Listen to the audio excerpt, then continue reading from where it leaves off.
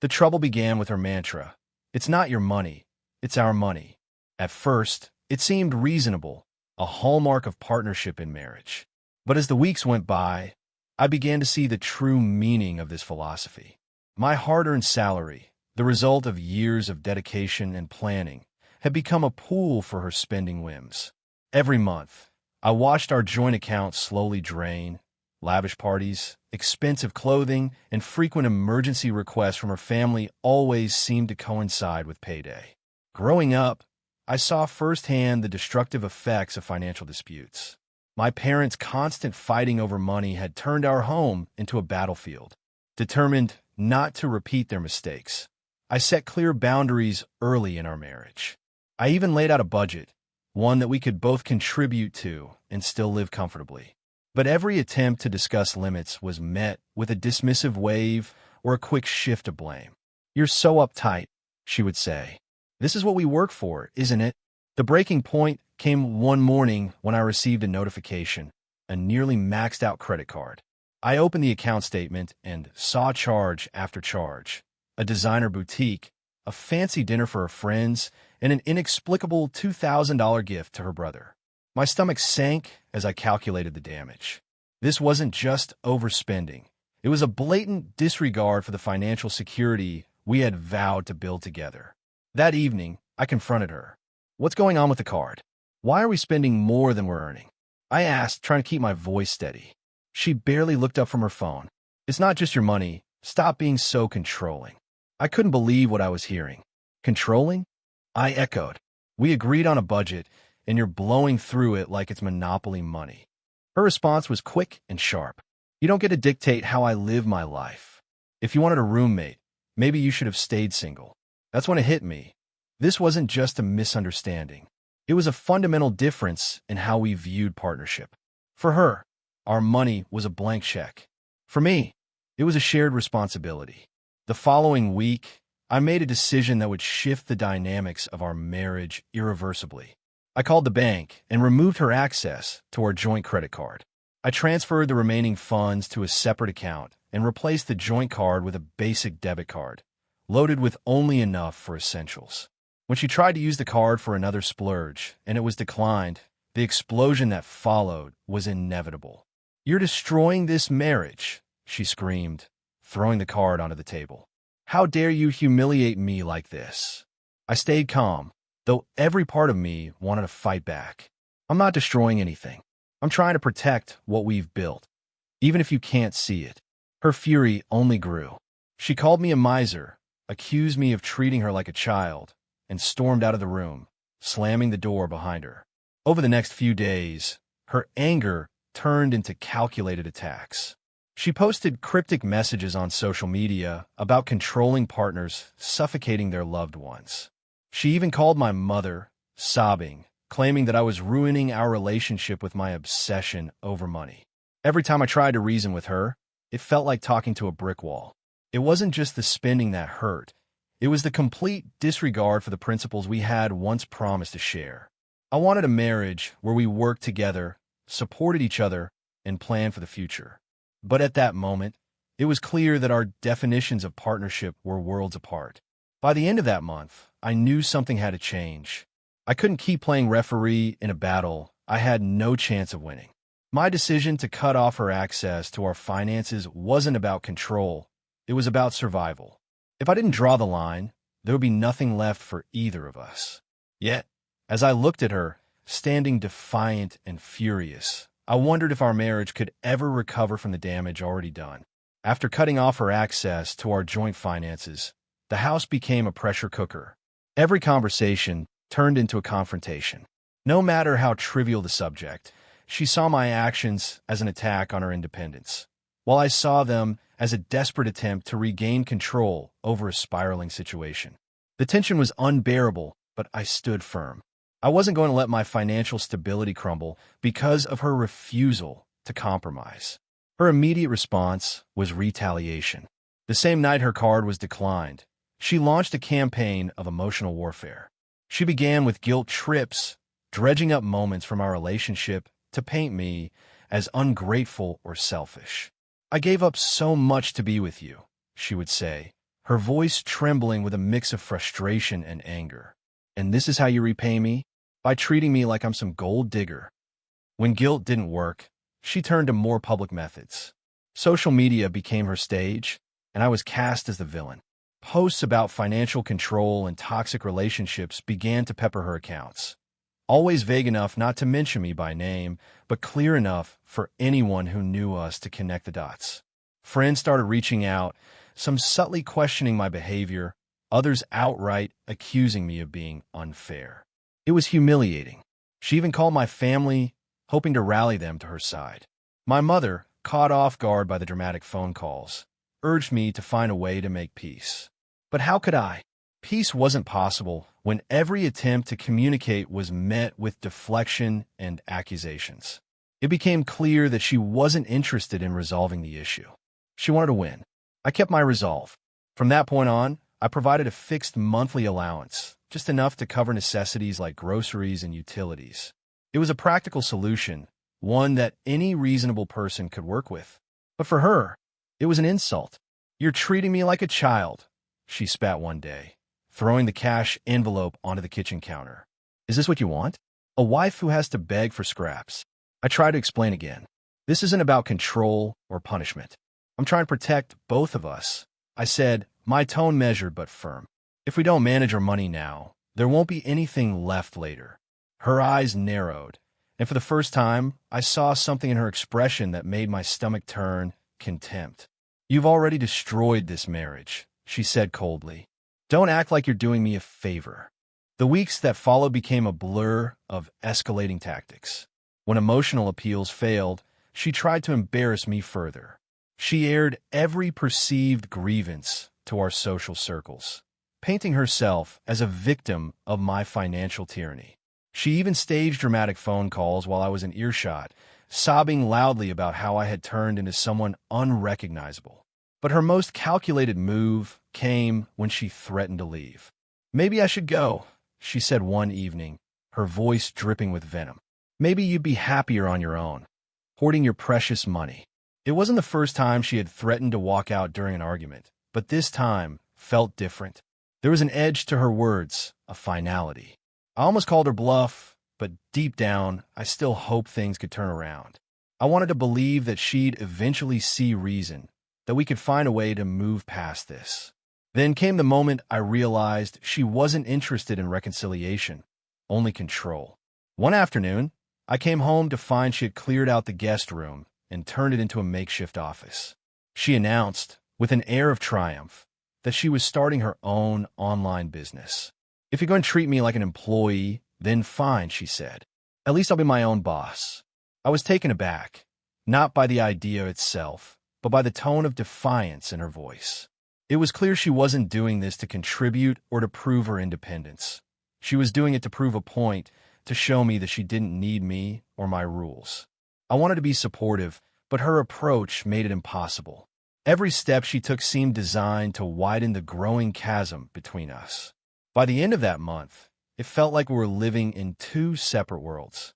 Mine was grounded in practicality and planning, while hers was fueled by pride and a determination to prove me wrong at any cost. The foundation of our marriage, already cracked, was beginning to crumble entirely. Though I held out hope that we might find a way back to each other, I couldn't shake the feeling that we were hurtling toward an inevitable end. Her decision to start an online business seemed, at first glance, like a positive step. After weeks of tension and hostility, I thought maybe she was channeling her frustration into something productive. She threw herself into it with a zeal I hadn't seen before, turning the guest room into her headquarters. Packages began arriving daily, boxes of accessories, sample kits, and design materials. Her laptop was always open, filled with tabs for supplier websites, marketing guides, and tutorials on building an online store. From the outside, it looked like a genuine attempt at creating something meaningful, but I couldn't shake the feeling that it was less about building a future and more about proving a point. She made it clear that this venture wasn't for us, it was for her. "You'll see," she said one evening as she meticulously arranged items for a photo shoot. "I don't need anyone's help, least of all yours." At first, I stayed out of her way. I told myself that supporting her meant giving her the space to figure things out. But the way she went about it made neutrality impossible. Every step of the process was broadcast on social media, accompanied by captions that seemed designed to undermine me. Posts about betting on yourself when no one else does and building from nothing flooded her accounts, each one dripping with passive aggression. Friends and followers flocked to the comments, praising her resilience and offering unsolicited jabs at me. "You're such an inspiration," one wrote. "Some people just don't understand what real ambition looks like." I ignored the noise, focusing on my own work and finances. But she made sure to bring her success into every interaction we had. "Did you see how many likes my post got today?" she'd ask, grinning. "People are really paying attention. Maybe this is my calling." Within a few months, her store began gaining traction. She managed to secure a few influencers to promote her products, and her sales started climb. Packages were being shipped out regularly, and she was glowing with pride. It was hard not to admire her hustle, even if her motivations felt misguided. I congratulated her when she landed her first big order, but my words were met with thinly veiled contempt. "Surprised?" she asked, a smirk tugging at her lips. "I told you I didn't need anyone to believe in me." The more success she tasted, the more insufferable her attitude became. She made a point of flaunting her independence at every turn, refusing to acknowledge the support I was still providing, paying for the house, utilities, and even some of the supplies she was using for her business. Whenever I tried to have a conversation about balancing her newfound income with the household responsibilities, she dismissed me outright. "I'm reinvesting," she'd say, waving off my concerns. "You wouldn't understand." Then came the turning point. She landed a lucrative contract with a boutique that promised to elevate her brand. She was ecstatic, parading the details in front of me as if it were a trophy. "You doubted me," she said, her tone triumphant. "But look at me now. I've done more in a year than you've done in a lifetime." Her words stung, but I kept my composure. "I never doubted your ability to succeed," I said carefully. "I just wanted us to succeed together." She laughed, a cold, dismissive sound. "Together?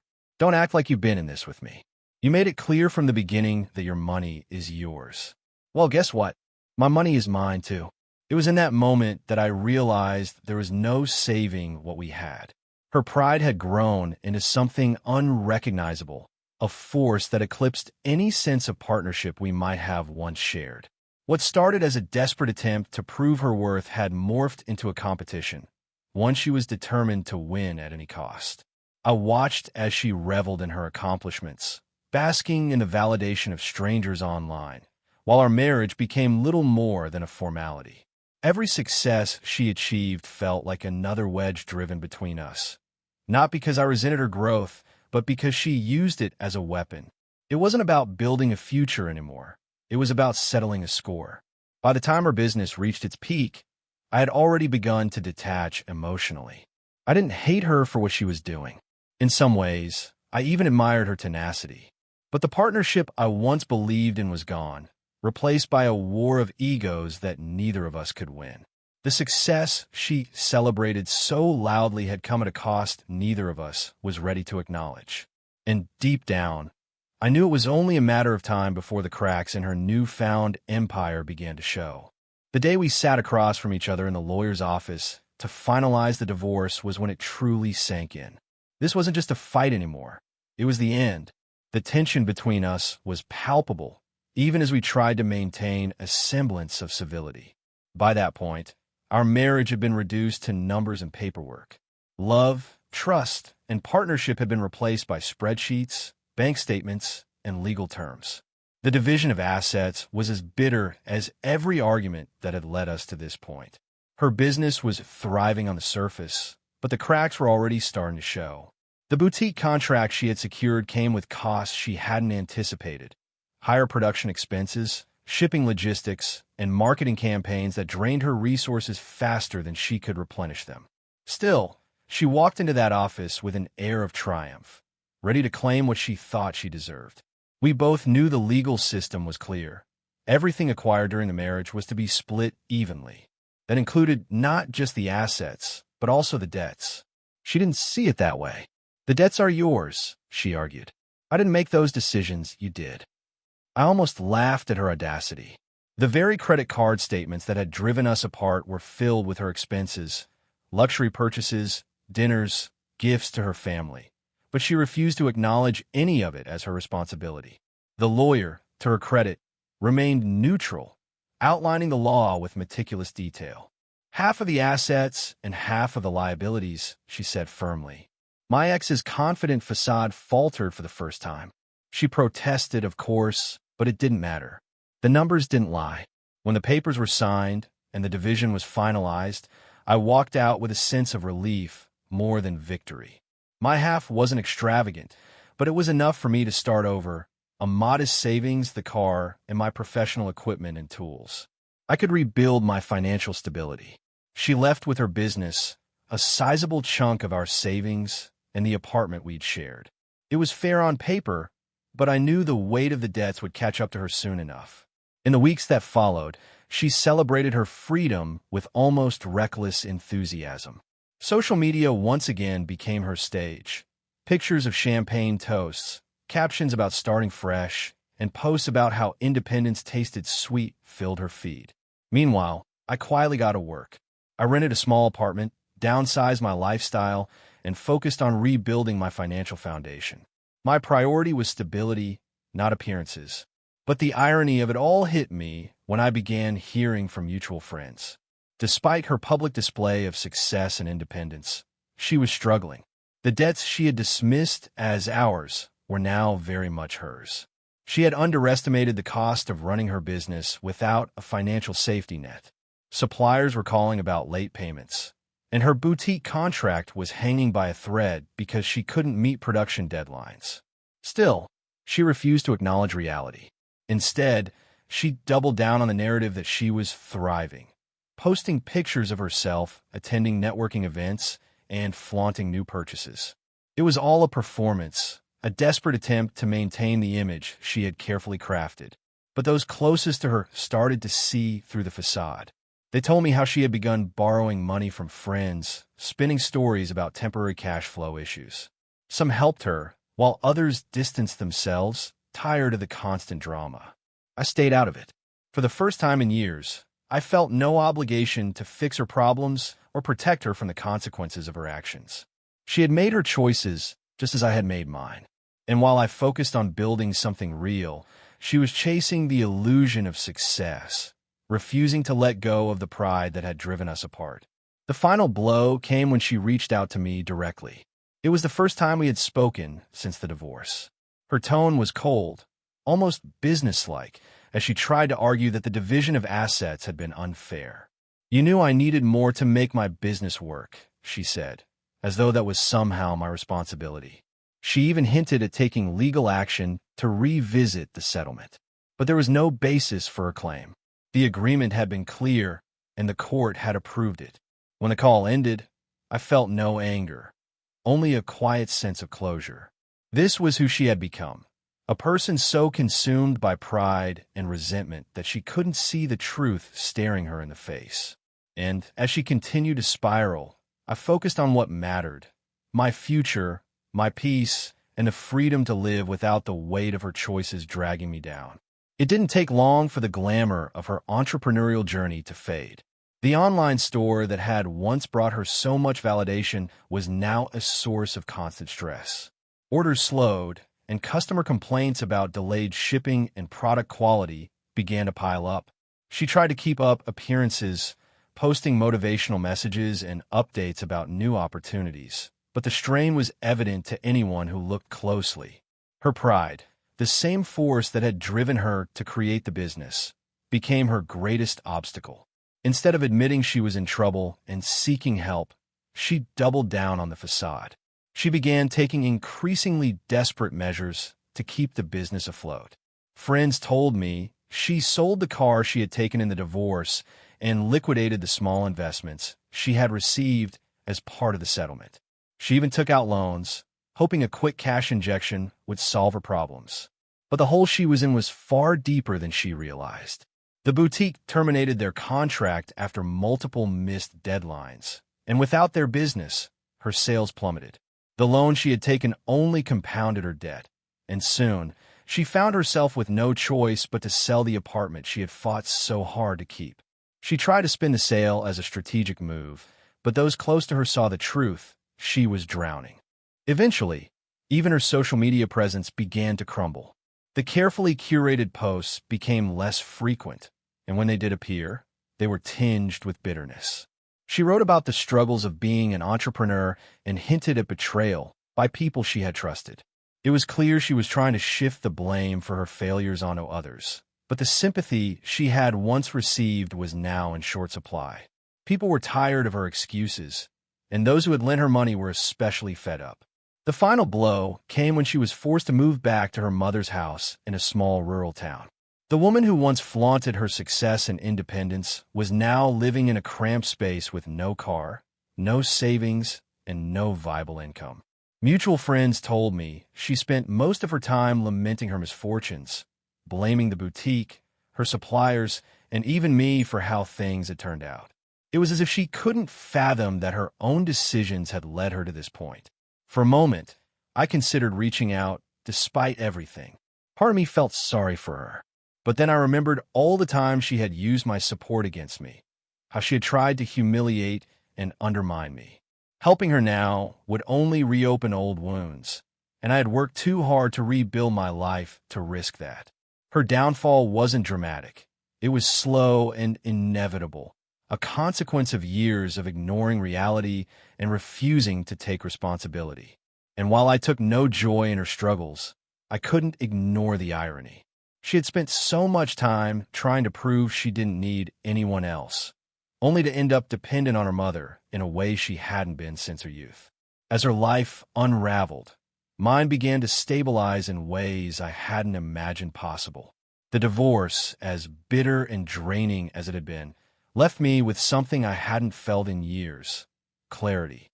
For so long, I had been caught in the chaos of her spending, her drama, and her need for control. Now, with the dust settling, I could finally focus on what mattered: rebuilding my life on my terms. The first step was regaining control over my finances. I created a detailed budget, not out of necessity, but as a reminder of the discipline that had once defined me. It felt good to have a plan, to watch my savings grow, and to make decisions without the weight of someone else's demands. I downsized, initially moving into a modest apartment and cutting back on non-essentials. But I viewed it not as a sacrifice, but as a recalibration. My goal wasn't to impress anyone. It was to create stability. That stability allowed me to take a calculated risk. I used part of my savings to start a small business. It wasn't flashy or groundbreaking, but it was something I had always been passionate about. I poured myself into it, not with desperation, but with genuine purpose. Every decision, every investment was made with care. And over time, the effort paid off. The business grew steadily, and with it, so did my confidence. Meanwhile, I heard occasional updates about her through mutual friends. She was still living with her mother, still struggling to find her footing. Her once boastful social media presence had dwindled to sporadic posts, mostly cryptic complaints about betrayal and hardship. She even tried to file a lawsuit against me, claiming the divorce settlement had been unfair. The court, unsurprisingly, dismissed it outright. It was a desperate move, one that only solidified the distance between us. I didn't feel anger or satisfaction when I heard these things, just a sense of finality. Her downfall wasn't my concern anymore. She had made her choices, just as I had made mine. And while she continued to grapple with the consequences of hers, I was busy building a future that didn't include her. One day, while sorting through old files, I came across a photo from our wedding. It was strange to look at it, to see two people who had once believed they were building a life together. I didn't feel bitterness or regret, just a quiet understanding of how far I had come since that moment. Marriage, I realized, is about more than shared finances or surface-level compatibility. It's about partnership, respect, and a willingness to grow together. Without those things, no amount of money or effort can hold it together. Today, my life is calm, focused, and fulfilling. I built a business I'm proud of, purchased a home that feels like mine, and learned to value my own peace above all else. There are no arguments, no drama, no need to justify my choices to anyone. I've learned that true freedom isn't about proving anything to others. It's about being content with yourself. As for her, I assume she's still searching for something she may never find. The freedom she celebrated so loudly has left her trapped, a victim of her own pride and refusal to adapt. And while I don't wish her ill, I no longer feel responsible for the life she's created. Our paths diverged the moment we prioritized different values, and there's no turning back.